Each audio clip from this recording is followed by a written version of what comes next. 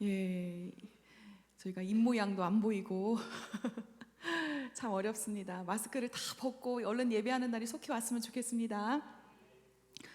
초등학교 1학년 수학 문제 중에 이러한 문제 유형이 있습니다.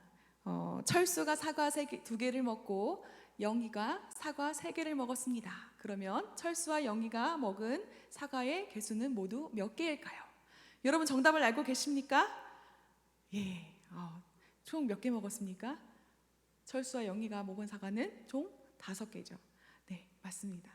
자, 그런데 요즘엔 이렇게 질문을 한다고 해요. 자, 철수가 사과 2개를 먹었습니다. 그리고 영희가 사과 3개를 먹었습니다.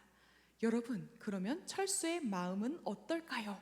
라고 이렇게 질문을 한다고 합니다. 자, 여러분, 철수의 마음이 어떻겠습니까? 이것은 생각하기 나름이고 해석하기 나름이죠. 너 사과 3개를 나보다 1개를 더 먹어서 막 너무 배가 아프다, 속이 상하다 이럴 수도 있고, 아니면 내가 사과 2개를 먹어서 배가 부른데 영희가 사과 3개를 먹어줘서 너무 좋다, 또 이렇게 해석할 수도 있는 것입니다. 여러분, 이 질문은 무엇을 염두한 질문입니까? 바로 오늘 주제 공감력입니다. 철수의 마음은 어떨까요? 공감력이에요. 어느 한 조사에 의하면 전 세계 혁신가들을 만나서 이들이 어떻게 변화의 리더가 되었는지 한번 분석해 보았다고 합니다. 그랬더니 이 사람들에게 공통적으로 나타나는 점이 있었어요.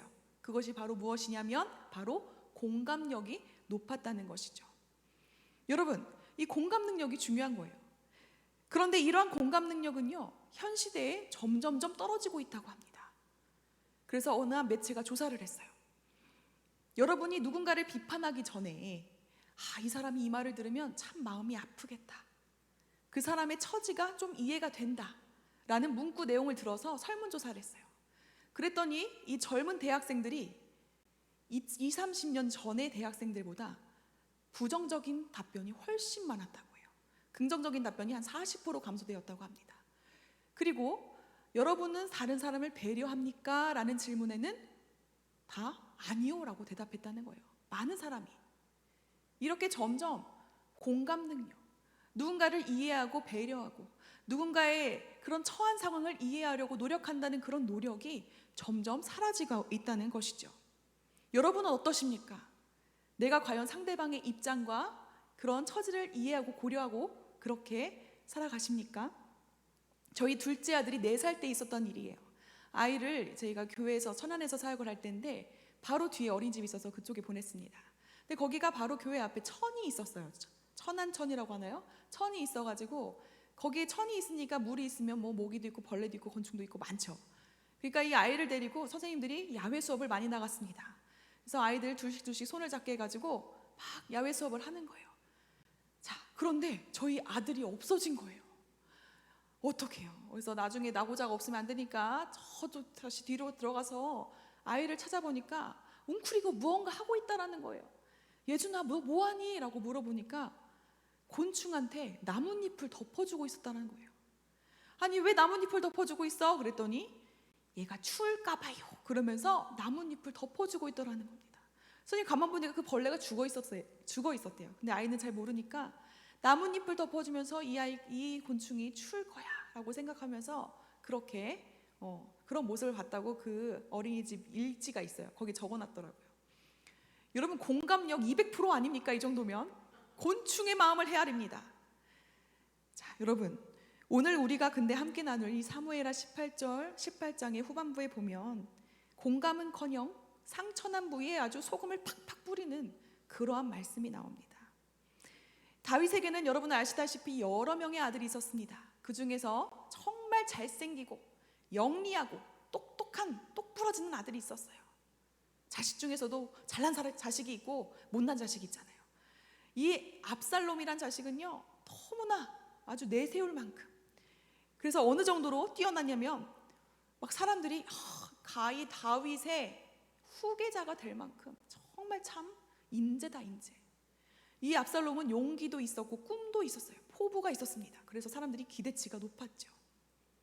그런데 이 아들이 너무 똑똑해서일까요? 아니면 사람들에게 인기가 많아지니까 막 자고해져서 높아져서 교만해져서 그런 것일까요? 아직 아버지가 시퍼렇게 살아계신데도 다윗의 왕좌를, 다윗의 자리를 노렸다는 것입니다. 그래서 4년간을 준비하는데 어떻게 준비합니까? 먼저 군대를 조직해요. 군대를 반란군을 막 훈련을 시키는 거예요. 그리고 민심을, 마음을 사는 일이 중요하지 않습니까, 여러분? 민심을 사는 거예요. 그리고 내가 만약에 왕이 된다면 이 정치적인 계획을 쫙 세워가는 거예요. 사람들을 아주 내 사람으로 만들어 버리는 거예요. 이렇게 하는 동안 다윗은 눈치를 채지 못했습니다.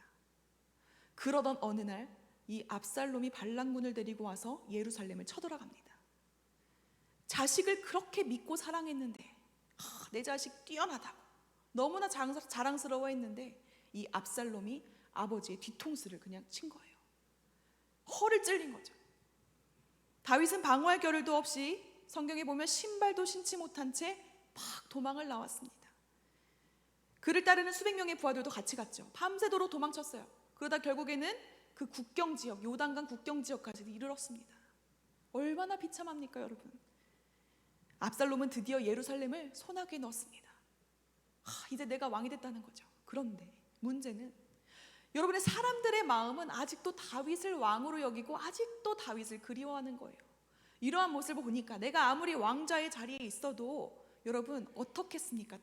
이 압살롬이 저 아버지 다윗이 살아있는 동안 나는 진정한 왕이 아닌 거예요. 그게 다 눈으로 보여요. 그래서 아버지를 죽여야겠다. 다시 군대를 일으켜서 이 다윗을 찾으러 갑니다. 이 소식이 다윗에게 들렸어요. 그래서 다윗은 더 이상 도망갈 데가 없으니까 자신을 따르던 이런 군인들을 다 조직해서 소대, 중대, 대대를 다 조직해가지고 어떻게 합니까? 전쟁을 일으킵니다. 전투를 준비했어요. 그런데 여러분 이 전투가 얼마나 비참한지요. 또 지형도 굉장히 고르지도 않고 어째 한 치 앞도 내다볼 수 없는 지형이에요. 가면 낭떠러지가 있고요. 뭐 정글로 들어가면 길을 잃어가지고 찾을 수가 없어요. 그런 곳에서 전투를 하는 거예요. 그러니까 결국에 뭐 1대1로 붙는 그런 경우가 허다해가지고 어느 팀이 더 많이 죽었는지 그것도 모르는 거예요. 그런 전쟁을 치르는 중에 압살롬이 머리가 나뭇가지에 걸렸어요. 그래가지고 이것을 본 요압 장군이 어떻게 합니까? 창으로 심장을 찌르죠. 그래서 구덩이에 던졌습니다. 결국에는 다윗의 군대가 이겼어요. 승리의 희소식을 가지고 이 다윗에게 두 사람이 찾아가는데 오늘 본문에 보면 아히마아스 그리고 구스 사람이 찾아갑니다. 다윗에게 압살롬이 죽은 사실을 알리고 다윗이 굉장히 슬퍼하는 그러한 장면이 바로 오늘 본문의 배경입니다. 여러분, 압살롬을 향한 다윗의 이 마음이 어떠했습니까? 그의 말과 행동을 우리가 자세히 보면요, 그를 이해할 수가 있어요. 사무엘하 18장 24절 함께 읽도록 하겠습니다. 시작. 때에 다윗이 두 문 사이에 앉아 있더라. 파수꾼이 성문 위층에 올라가서 눈을 들어보니 어떤 사람이 홀로 달려오는지라. 다윗이요, 성문 사이에 앉아서 이 전쟁의 소식을 기다리는 거예요. 집무실에 있지도 않고 침실에 누워있지도 않고 성문 사이에 앉아있다는 것은 여러분 그 행동은 무엇을 뜻합니까? 이 전쟁의 소식이 얼른 기다려지는 거예요. 초조하게 전쟁의 소식을 기다리는 것입니다. 그때 두 사람이 달려오는 것이죠. 사독의 아들 아히마아스와 구스 사람이 막 달려와요. 아히마아스가 먼저 도착해서 너무 기뻐하면서 저희가 이겼습니다, 우리가 승리했습니다 라고 감격해서 막 이야기를 해요. 그때 다윗이 승리의 소식에 기뻐하기보다 무엇이라고 이야기합니까? 한 절 더 읽겠습니다. 18장 29절 말씀 시작. 왕이 이르되 젊은 압살롬은 어디에 있느냐? 잘 있느냐 하니라. 아히마아스가 대답하되 요압이 왕의 종 나를 보낼 때에 크게 소동하는 것을 보았사오나 무슨 일인지 알지 못하였나이다 하니. 여러분, 다윗이 물었어요. 압살롬은 어디 있느냐? 근데 나는 모르겠다는 거예요. 이어서 구스 사람이 들어왔습니다. 이 사람이 도착했을 때 또 아들의 안부를 묻습니다. 사무엘하 18장 32절 말씀. 왕이 구스 사람에게 묻되 젊은 압살롬은 잘 있느냐? 구스 사람이 대답하되 내 주 왕의 원수와 일어나서 왕을 대적하는 자들은 다 그 청년과 같이 되기를 원하나이다. 여러분, 다윗은요 전쟁의 승패보다 아들이 죽었는지 살았는지 이것이 먼저 궁금했어요. 그러니까 2번이나 연달아 묻지 않습니까? 그런데 압살롬이 죽게 된 것을 이제 이 다윗이 알게 된 거예요.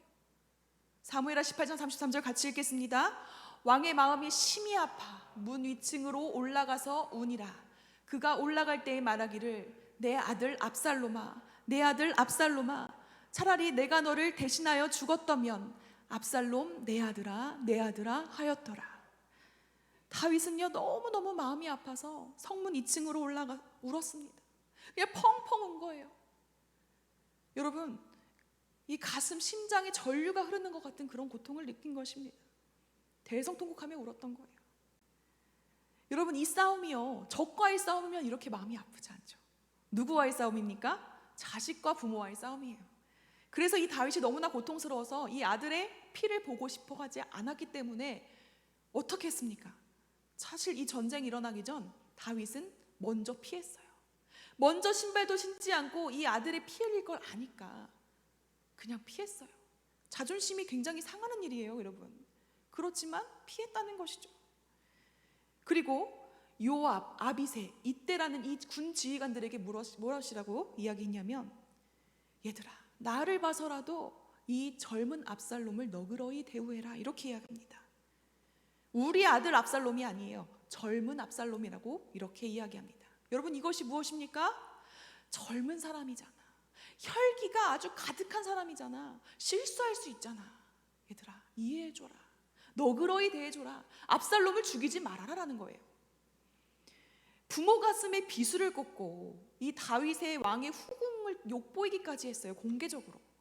그런 아들을 내 손으로 못 잡아서 죽여도 굉장히 그 속이 참 탈판해. 이 아들을 너그러이 대우하라, 이렇게 이야기합니다. 여러분, 이러한 다윗의 마음을 공감하실 수 있으십니까?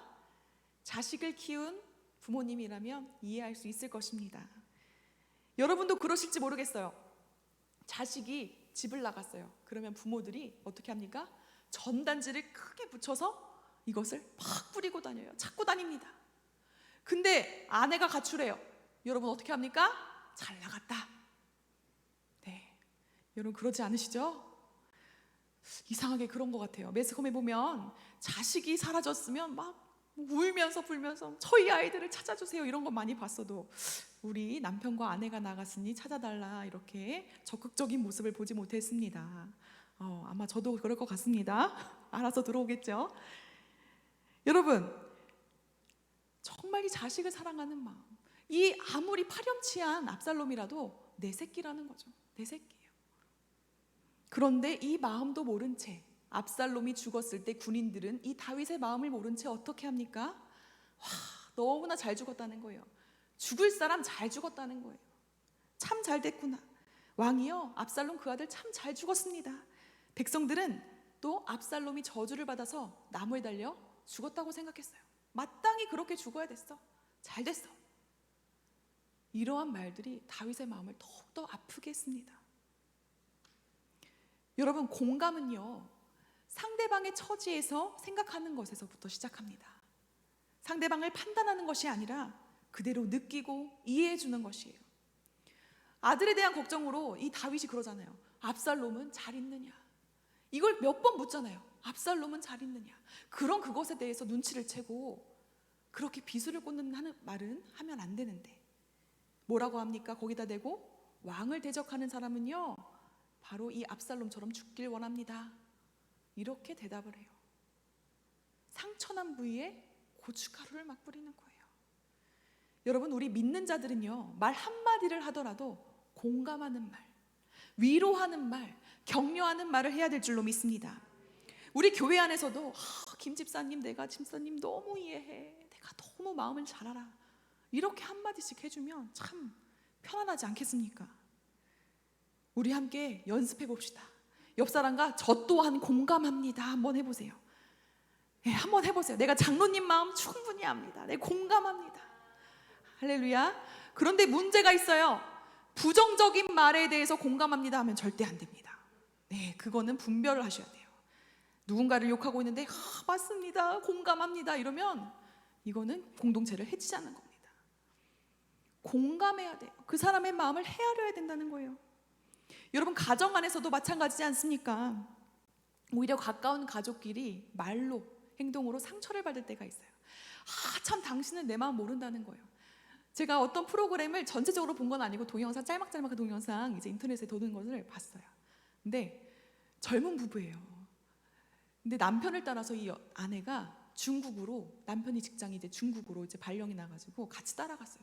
근데 언어도 안 통하죠. 남편이 회사가 있는 동안 여자는 혼자 있는 거예요. 아이도 없죠. 그러니까 우울한 거예요. 그러다 이 공황장애가 왔습니다. 근데 어느 날 남편과 함께 하루 어떻게 쉬는 날 같이 기차 여행을 가게 된 거예요. 근데 기차를 타고 가는 도중에 갑자기 이 공황장애 증세가 갑자기 나타난 거예요. 불쑥 찾아오잖아요. 갑자기 여긴 어디고 나는 누구지? 나는 왜 이렇게 무섭지? 두렵지? 이런 감정이 갑자기 복합적으로 오니까 이 사람이 이상한 행동을 한 거예요. 하여튼 아내가. 그런데 이때 남편이 어떻게 해야 되겠습니까? 무섭지? 괜찮아 하면서 달래주고 어떻게든 처치를 해줘야 되는데 이 상황이 너무 창피한 거예요. 그래서 창피해, 좀 가만히 좀 있어, 이렇게 이야기를 한 거예요. 근데 이 순간에 이때 상처를 받은 것이 계속 마음속에 있어서 한국에 돌아온 이후도 계속 어떻게 해요? 부부 사이가 좋아지질 않는 거예요.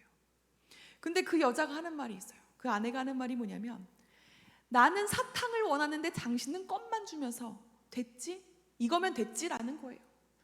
마음에 전혀 공감을 하지 않고 마음에 전혀 나를 이해하지 않는다는 거예요. 그렇게 하는 그런 내용의 방송을 봤습니다. 여러분, 상대방의 마음을 좀 이해하려고 하고 그 사람의 입장에서 생각해 보려고 하고, 남편이 아내를, 아내가 남편을, 또는 부모가 자식을, 자식이 부모를 그렇게 공감하며 배려할 때 여러분, 우리가 정말 평화로운 가정을 이룰 줄로 믿습니다. 그런데요, 말이 공감이지 여러분, 살아가다 보면요 공감이 안 될 때가 참 많습니다. 그렇지 않습니까? 나의 이치와 나의 생각에 맞게 딱 생각해보고 바라보면 정말 어떻게 저러지? 라는 그런 생각이 들 때가 있어요. 여러분, 이 군대 지휘관들이 다윗을 바라볼 때 어떤 마음이 들었겠습니까?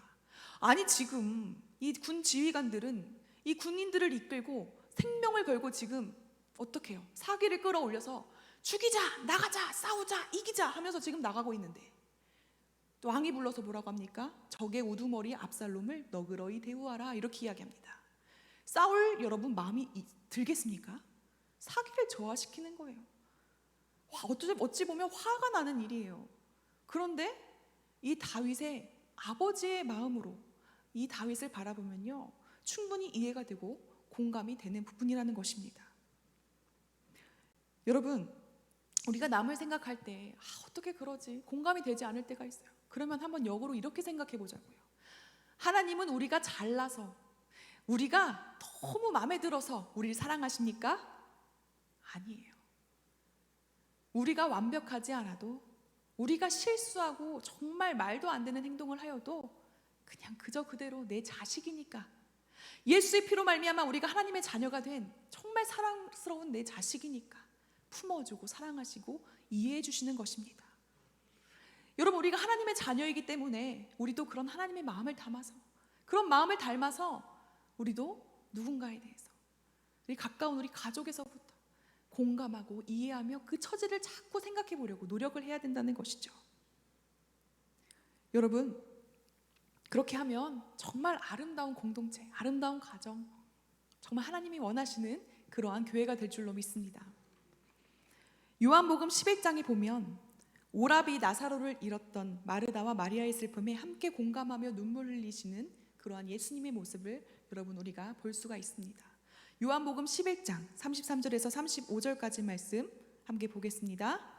예수께서 그가 우는 것과 또 함께 온 유대인들이 우는 것을 보시고 심령의 비통이 여기시고 불쌍히 여기사 이르시되 그를 어디 두었느냐, 이르되 주여 와서 보옵소서 하니 예수께서 눈물을 흘리더라.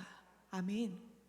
여러분, 예수님은요 이 오빠가 죽어가지고 너무 슬픈 마리다와 마리아의 그 슬픔을 이해하시고 함께 눈물을 흘려주셨어요. 여러분, 우리도 이러한 공감의 능력이 우리 안에서 회복되어야 될 줄로 믿습니다. 주님은요 우리 각자의 상황을 너무나 잘 이해하세요. 늘 우리를 공감하시듯이 또 우리는 공감을 실천하며 살아가기 원합니다. 함께 우는 자들을 위하여 함께 울라. 또 기뻐하는 자들에 대해서 배합하지 않고 함께 기뻐하는 거예요. 근데 이 기초적인 것이 참 안 될 때가 많습니다, 여러분. 저도 이제 조금씩 나이를 먹어가지만 참 옛날엔 순수했던 것 같은데 점점점 나이가 들면서 참 내 안에 악이 생겨요. 악이 있어요. 사람이 나이가 들수록 참 그렇더라고요. 여러분, 그 순수한 마음을 회복해서 기뻐하는 자들과 함께 기뻐하고 우는 자들에게는 함께 울고, 그러한 공감의 능력이 정말 있어야 될 줄로 믿습니다. 공감하시네 라는 찬양을 제가 어디선가 들은 적이 있습니다. 요즘 젊은이들이 참 많이 부르는 찬양인데요, 이 가사가 이래요. 혼자서만 세상을 사는 듯이 주가 멀어 보이기만 할 때 우리는 바라보아야 하네, 우리에게 오셨던 그 주님을. 주님이 우리의 아픈 마음을 아시네, 가까이서 우리의 아픔에 공감하시네. 우리 가운데 찾아오셨던 그 주님이 우리의 모든 상황에 공감하시네. 아멘. 돌아보면 우리 주님은요, 늘 우리의 마음을 공감하셨어요. 우리 상황을 다 이해해, 내가 너를 다 잘 알아 라면서 우리의 마음을 공감해 주셨어요. 여러분, 우리 그 은혜를 생각하시면서요, 나 또한 누군가를 공감하며 또 예수님 닮은 모습으로 살아가기 원합니다. 우리 이러한 마음으로 우리 잠깐 들은 짧은 말씀이었지만 우리 들은 말씀 가지고 기도하면서 우리 이 찬양 처음 부르시는 분들도 계실 거예요. 네, 우리 가사를 묵상하시면서 함께 찬양하시고 우리 함께 기도하시겠습니다.